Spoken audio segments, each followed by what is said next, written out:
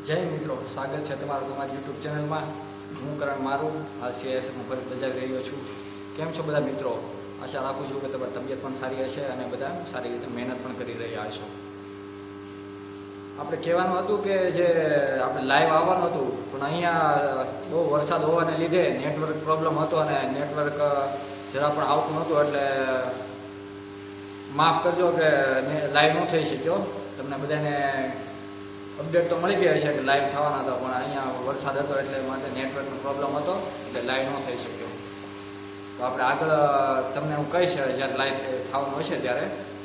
બાકી અત્યારે તો તમને માફી માગું છું કે તમને લાઈવ ન થઈ તમારા પ્રશ્નનો જવાબ ન દઈ શક્યો.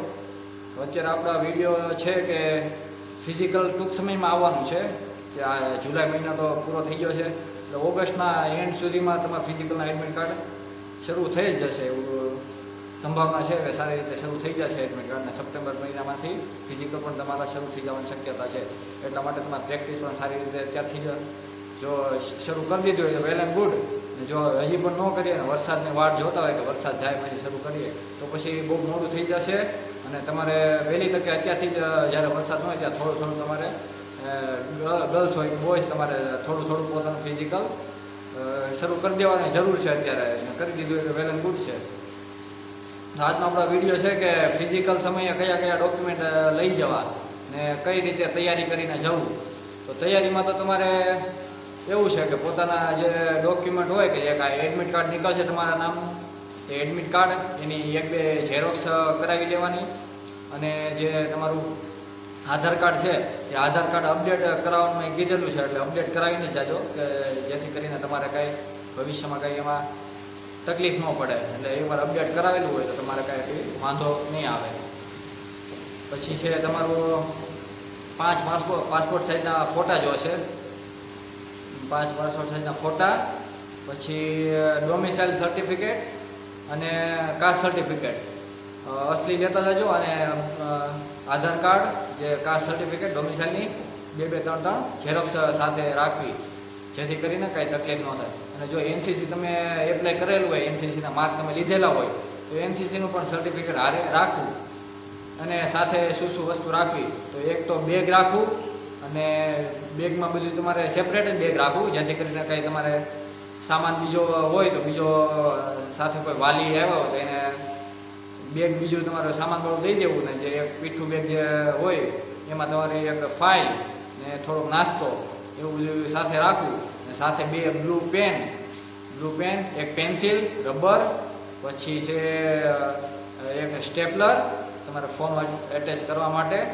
પછી છે જે ફોટો, પાસપોર્ટ સાઇઝના ફોટા ચોંટાડવા માટે ગમ સાથે રાખવું.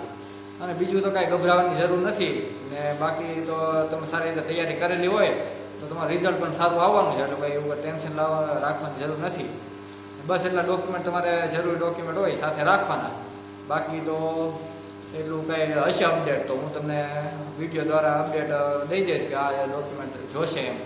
બસ તમારે ધીમે ધીમે તૈયારી અત્યારથી શરૂ રાખો, બસ મહેનત કરતા રહેવાની ધીમે ધીમે.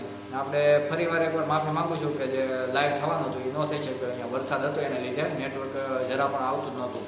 તો આગળ આપણે ટ્રાય કરશું કે વહેલી તકે તમારી સાથે લાઈવ થશું અને તમારા પ્રશ્નોના જવાબ આપણે સારી રીતે દઈશું. અને ઘણા મિત્રોના પ્રશ્નો આવે છે કે મારે એટલા માર્ક છે, એટલા માર્ક વધારે છે તો સિલેક્શન થશે.